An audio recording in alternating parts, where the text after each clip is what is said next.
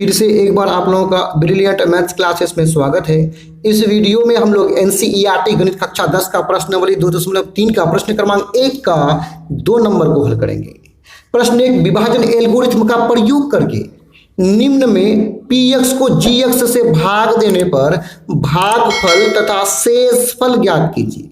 अर्थात इस प्रश्न में हमें इस gx से इस px को भाग दे करके भागफल और शेषफल ज्ञात करना है। तो भाग लगाने से पहले आइए px और gx को यहां पे उतार लेते हैं।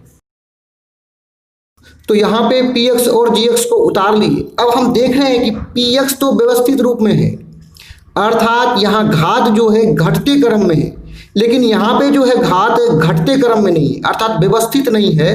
तो यहाँ पे घात को gx का जो बहुपद है उसको व्यवस्थित कर लेते हैं। तो सबसे पहले लिखेंगे x की घात 2, उसके बाद x वाले पद को लिखेंगे -x, उसके बाद अंतिम में अचर पद +1 को लिखेंगे। अब आइए नीचे में जो है gx से px को भाग लगा लेते हैं। तो आइए यहीं पे भाग लगा लेंगे। तो यहाँ पे gx को पहले उतार लेते हैं, x की घात 2 -x +1। अब भाग का चिन्ह बना लेंगे। यहाँ पे px को उतार लेते हैं, px है x की घात 4 -3x की घात 2 +4x +5। अब इस विभाजन प्रक्रिया को आगे चलाने के लिए भागफल के स्थान पर हमें एक संख्या चाहिए जिससे कि इस विभाजन प्रक्रिया को आगे चलाएंगे। यहाँ पे जिस संख्या से चलाएंगे उसको निकालने के लिए ये जो बहुपद देख रहे हैं, इस बहुपद के पहले पद को, यहाँ जो बहुपद है इस बहुपद के पहले पद से भाग देंगे, जो बचेगा वही ये संख्या होगा जिससे हम चलाएंगे। तो आइए इस प्रक्रिया को रफ में करके यहाँ जो संख्या होगा उसको ज्ञात कर लेते हैं। यहाँ जो इस बहुपद है, इस बहुपद का पहला पद है x की घात 4, इसमें भाग देंगे यहाँ जो बहुपद है इस बहुपद का पहला पद से। तो आइए यहाँ x अर्थात आधार समान है, तो भाग की प्रक्रिया में घात ऊपर में जाकर के घट जाएगा। 4 में से 2 जाने पर हमें मिला 2, अर्थात इस बहुपद के पहले पद को इस बहुपद के पहले पद से भाग दिए तो हमें मिला x²। अब यहाँ भागफल में जो संख्या मिला है उससे हम बारी बारी से इस बहुपद के प्रत्येक पद अर्थात यहाँ तीनों पद से गुना करके यहाँ पे लिखेंगे। तो सबसे पहले आइए x² को पहला पद x² से गुना करेंगे तो दोनों का गुणनफल होगा x की घात 4। क्योंकि गुना में घात जुड़ता है तो 2 और 2 कितना हो जाएगा, 4 हो जाएगा।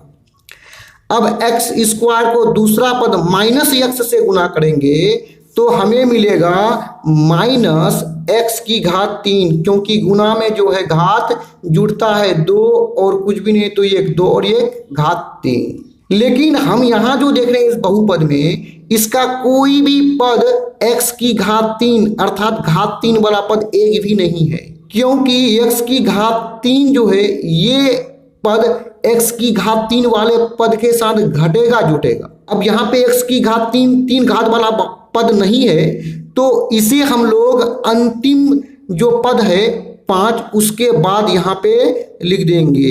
इसको अंतिम में इसलिए लिखे क्योंकि ये किसी भी पद के साथ घटेगा जुटेगा नहीं। अब आइए आगे बढ़ते हुए x² को जो है अंतिम पद 1 से गुना करेंगे।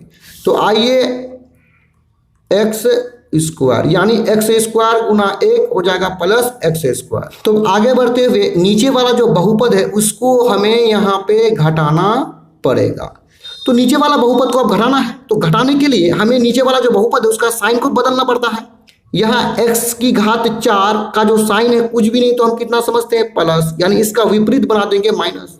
अब यहाँ घात प्लस है तो विपरीत बना देंगे माइनस, और यहाँ माइनस है तो विपरीत बना देंगे प्लस। अब यहाँ हम देख रहे हैं पहला पद को x की घात 4 प्लस में है और x की घात 4 माइनस में है, तो अपोजिट साइन रहने पर दोनों आपस में कट के समाप्त हो जाएगा। अब स्क्वायर वाला जो पद है उसको घटाने से पहले इससे जो बड़ा पद है x की घात 3 उसको हम लोग यहाँ पे उतार लेंगे। तो आइए x की घात यहाँ पे 3 उतार लेते हैं। देखिए x की घात 3 का जो साइन है, अब जो नया बना है हम प्लस, यही इसका क्या होगा, साइन होगा। हम साइन को यहाँ लिख भी सकते हैं, आगे नहीं भी लिखिएगा तो कोई दिक्कत नहीं। अब आइए स्क्वायर वाला जो पद है उसको घटा लेते हैं। यहाँ 3x स्क्वायर है अर्थात 3 है, यहाँ x स्क्वायर का गुणांक कुछ भी नहीं तो कितना 1 है अर्थात -3 और -1 हो जाएगा -4x स्क्वायर। बाकी जो पद है उसको यहाँ पे उतार लेंगे। अब फिर से विभाजन प्रक्रिया को आगे बढ़ाने के लिए हमें भागफल के स्थान पर एक संख्या चाहिए जिससे हम चलाएंगे।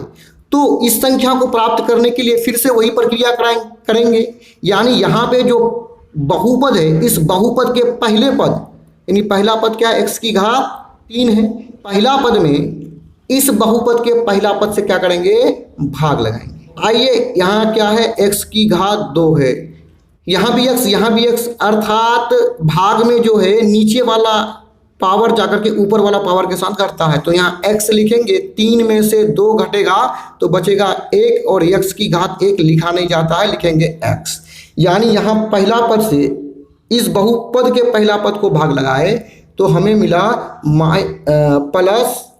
+x। अब आइए यहाँ पे x को प्रत्येक पद से गुना करके यहाँ पे लिख लेते हैं, यानी x गुना x की घात 2 हो जाएगा x की घात 3, गुना में घात जुटता है 1 और 2 हो जाएगा 3, x गुना -x हो जाएगा -x स्क्वायर। तो आइए अब x को अंतिम पद 1 से गुना करेंगे तो x गुना 1 हो जाएगा कितना, +x। अब नीचे वाला बहुपद को घटा लेंगे, तो नीचे वाला बहुपद को घटाने के लिए इसका साइन को विपरीत में बदल देंगे, यानी x की घात कुछ भी नहीं है आगे तो हम कितना समझते हैं, प्लस का विपरीत माइनस कर देंगे और माइनस का विपरीत प्लस कर देंगे, प्लस का विपरीत फिर माइनस कर देंगे। क्योंकि यहाँ पे जो पहला जो पद है समान है, इसका जो साइन है प्लस में है और इसका साइन माइनस में है, विपरीत साइन घट के समाप्त हो जाएगा। अब यहाँ पे जो हम देख रहे हैं x स्क्वायर का गुणांक 4 है और यहाँ x स्क्वायर का गुणांक कुछ भी नहीं तो 1 है अर्थात -4 और +1 हो जाएगा -3। x स्क्वायर है तो x स्क्वायर लगा देंगे। अब यहाँ पे देखिए x का गुणांक यहाँ पे 4 है, यहाँ पे x का गुणांक कुछ भी नहीं तो 1 है अर्थात 4 -1 हो जाएगा +3x। +5 को अंतिम में उतार लेंगे। फिर से आगे इस भाग की प्रक्रिया को चलाने के लिए भागफल में हमें एक संख्या क्या करना पड़ेगा, ढूंढना पड़ेगा जिससे चलाएंगे। तो उसके लिए फिर से वही प्रक्रिया को अपनाएंगे, यानी इस बहुपद का पहला पद -3x स्क्वायर में, इसके पहले पद में ये जो बहुपद है इसका पहला पद x स्क्वायर से क्या करेंगे, भाग लगाएंगे। तो x कट जाएगा, बचेगा -3 अर्थात हमें यहाँ पे क्या प्राप्त हुआ उसको देखिए, यानी ये जो बहुपद है इसके पहले पद को, ये जो बहुपद है इसके पहले पद से भाग दिए तो हमें प्राप्त हुआ -3। अब -3 को बारी बारी से गुना करके यहाँ पे लिख देंगे। तो -3 गुना x स्क्वायर हो जाएगा -3x स्क्वायर। यहाँ पे देख लीजिए -3 गुना -x, यानी माइनस हो जाएगा क्या, प्लस हो जाएगा और 3 गुना x हो जाएगा 3x। अब फिर गुना कर लेते हैं अंतिम पद से, -3 गुना +1 तो माइनस प्लस हो जाएगा -3 गुना 1 हो जाएगा कितना, 3। आइए नीचे वाला जो बहुपद है इसको घटाने के लिए इसके साइन को बदल देते हैं, विपरीत कर देते हैं। तो यहाँ पे माइनस है तो हो जाएगा प्लस, यहाँ पे प्लस है तो माइनस, यहाँ पे माइनस है तो हो जाएगा प्लस। देखिए ये और ये पद समान है, इसका साइन माइनस, इसका साइन प्लस, विपरीत साइन कट जाएगा। यहाँ पे ये दोनों समान है, इसका साइन प्लस में है, इसका साइन माइनस में है, समान है विपरीत साइन में, आपस में कट के समाप्त हो जाएगा। यहाँ 5 का जो साइन है वो प्लस में है, यहाँ 3 का साइन किस में है, प्लस में, तो दोनों जुट करके हो जाएगा यहाँ पे 8 हो जाएगा। अब यहाँ पे हम लोगों का जो विभाजन की प्रक्रिया है वो समाप्त हुआ। हमें ज्ञात करना था क्या, भागफल और शेषफल। तो यहाँ पे लिख देंगे भागफल बराबर, देखिए भागफल क्या होता है उसको समझिए। विभाजन की प्रक्रिया में यहाँ पे जो बहुपद होगा इसको बोलेंगे भागफल। तो यहाँ पे x स्क्वायर प्लस x -3 इसको यहाँ पे उतार लेते हैं, x स्क्वायर प्लस x -3।